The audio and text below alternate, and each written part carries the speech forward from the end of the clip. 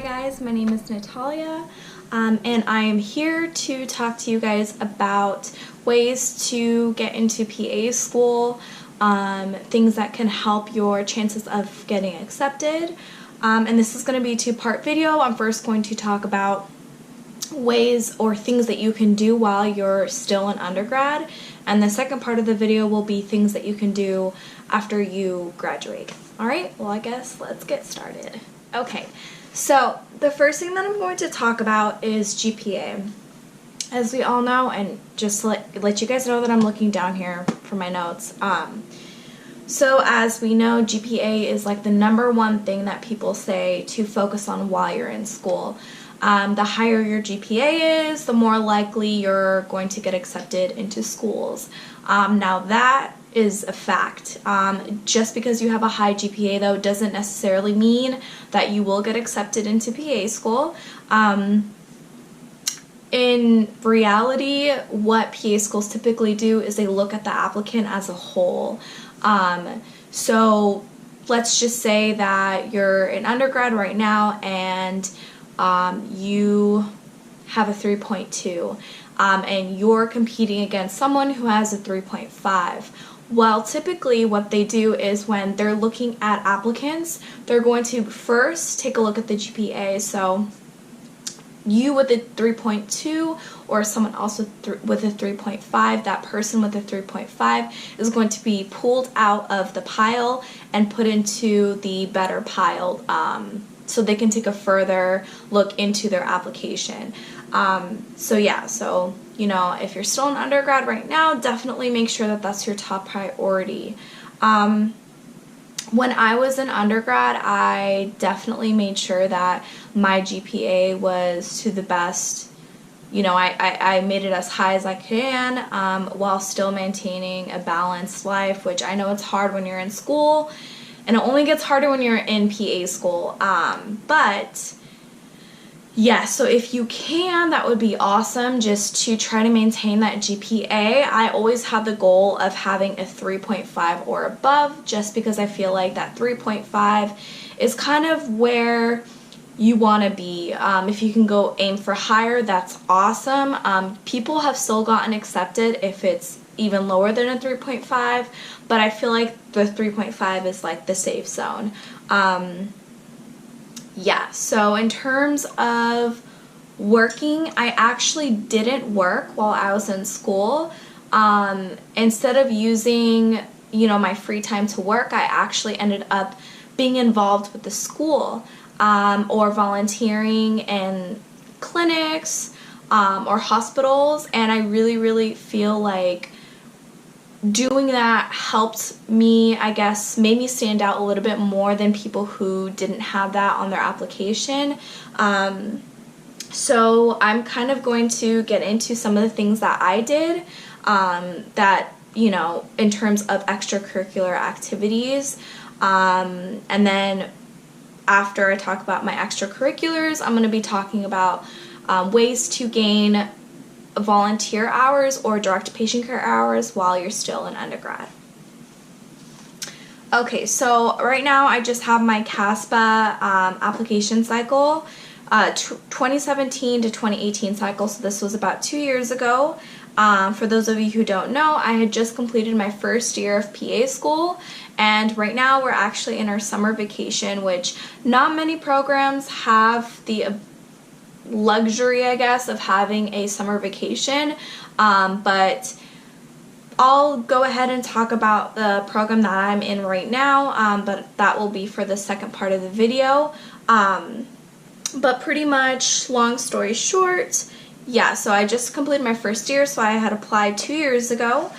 So if you are looking to start PA school next year, you would technically apply this year, this summer. I believe the application is open right now, and then you would start the following fall. Depends on the school though, every school is different. But anyways, so I have my CASPA application here. I'm just going to be looking into the extracurriculars that I have. So one of the things that I really found that was important was like I said, becoming involved with your school. And what I mean by that is being a part of a club, or anything that has to do with like volunteering or just showing leadership, showing teamwork skills, things like that. So a couple of things that I did was I was a member of the pre-PA club.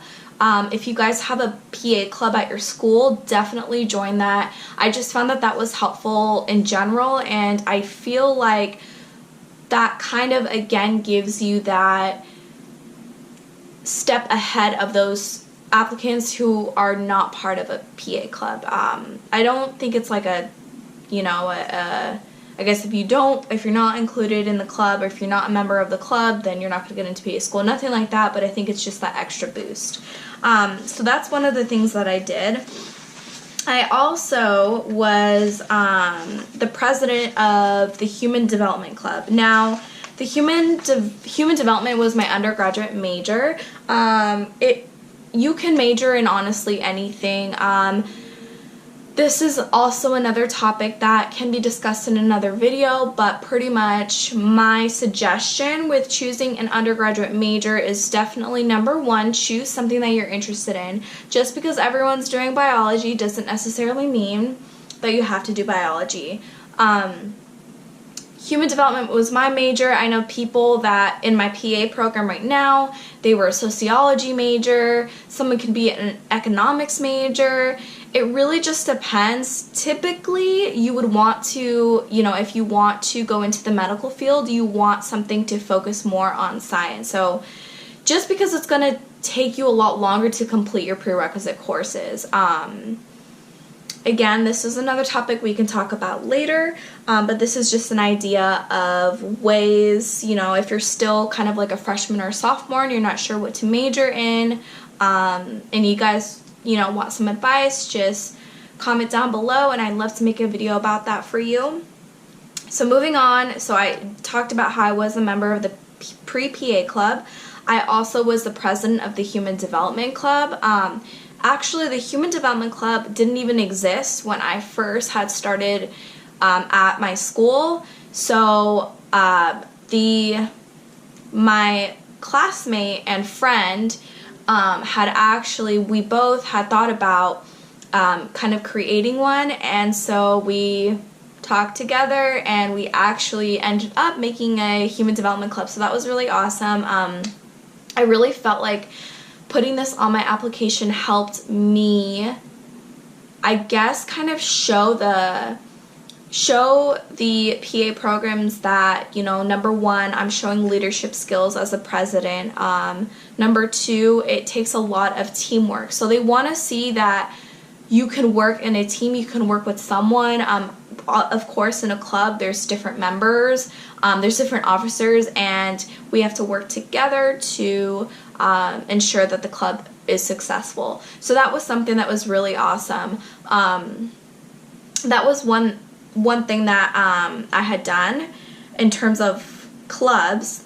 Another thing that I had done was I was a transfer pre-health mentor. So anything that involves, like, again, I was involved with my school. This was a program at my school. But anything that involves kind of that one-on-one interaction with someone or in a group or anything like that, showing leadership skills, showing communication skills, anything that has to do with that, or just kind of even showing that you're empathetic. I really, really feel like the PA programs really want to see that of you, especially since this is all volunteer.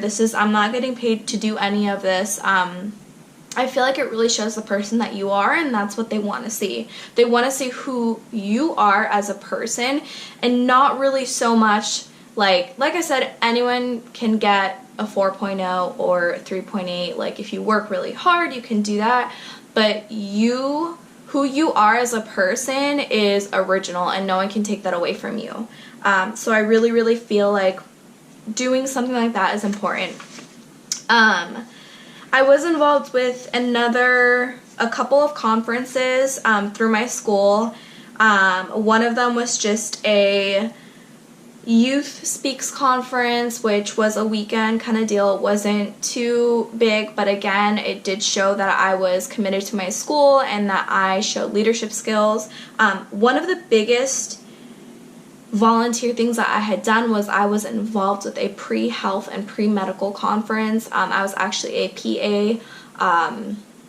PA program coordinator, so I had helped arrange some PA programs from California specifically, because that's where I'm from, some PA programs from California to attend this conference and kind of share their advice on their program, ways in which you can make yourself a more competitive applicant for their program, the organization of their program, everything like that. So I thought that was really awesome. So that was kind of what I did as as extracurricular activities. Now the next topic I'm going to bring up is the volunteer hours that you can do and accumulate some direct patient care hours while you're an undergrad. So first, I'm going to take a sip of my coffee. Alright, so the first thing that I want to talk about is if you guys have a global medical brigade or something like that that's involved with your school, I really, really highly recommend that you go on the medical mission trip. I went to Nicaragua and I thought it was the most life-changing experience. I feel like it really opens your eyes to kind of see what's going on outside of the United States. Obviously, some people have never traveled outside of the States before, so I feel like this is a really great opportunity not only to see the culture that they have there, but just to kind of open your eyes and see what kind of healthcare that these people receive. And I found that was really, really great. I feel like that definitely made me more, a more competitive applicant just because I had that experience, and they want to see that you're culturally aware, because obviously when you're a PA or just in any healthcare field, you're going to be exposed to different patients of all different ethnicities, with different cultural beliefs and things like that. So they just kind of want to see that you are aware that everyone's different and everyone deserves or should be treated kind of through an open perspective. So you need to understand that not every patient is the same, and you kind of, you need to take that in when you're treating them. So that was really, really awesome. Another thing that I had done was, a couple of things was I was a volunteer at the hospital that's affiliated with my university. I volunteered at the pediatric emergency room. It was a great experience, and I did that for a couple of quarters. So if you could get involved with anything like that, that's awesome. Even if it's like 5 hours a week, I think mine was 4, and I counted that towards my direct patient care hours just because I was interacting with the patients myself. Another thing that I had done, which is another awesome thing, if you have this opportunity, I highly recommend. We had a clinic that was affiliated again with my school, and pretty much it served underserved population. So again, schools want to see that you're able to work with patients that come from underserved areas. They want to see that you're culturally aware. So this was another experience that I had that was really, really awesome. It was only, I think it was like twice a month or something like that for 8 hours. It wasn't much, but I really felt like it taught me a lot. There were other medical students there. There were other undergraduate students. I believe there were some PA students from the graduate school, and then obviously doctors. So it really was a great experience, and I was able to accumulate those 4 direct patient care hours that almost all schools, I believe all schools need, but it depends what school that you apply to. They have a minimum requirement and things like that. So we'll get into that in the next video also. So that was kind of what I did when I was an undergrad, just to gain experience and to have that under my belt, because I feel like when you're an undergrad, you don't really think about these, you know, opportunities that can make you a better applicant until, let's just say, like after you graduate. So I really wanted to focus on grades and volunteer and just opportunities that my undergrad had provided me with. So before I close off this video for part 1, I just want to talk about this book that I had gotten when I was applying to schools. I believe I got this like right before I had started to look into applying.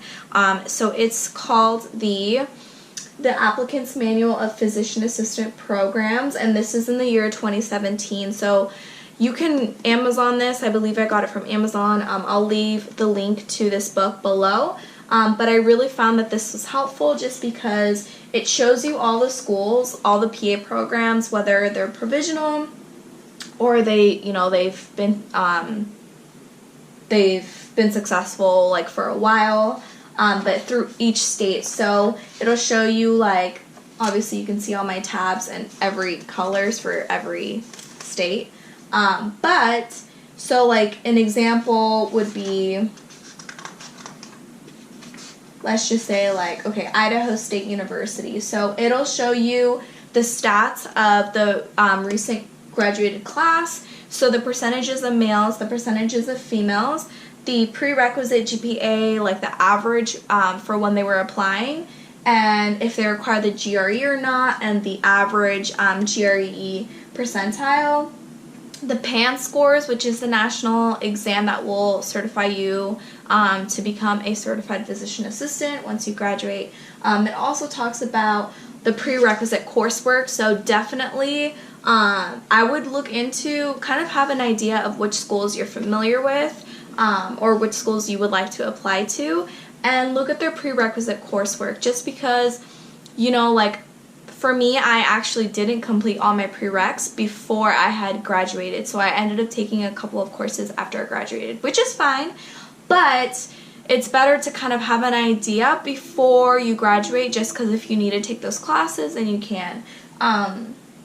It also has other program highlights here, so it talks about the degree that's offered, the start date, the program length, the class capacity, and the tuition. So I read this book.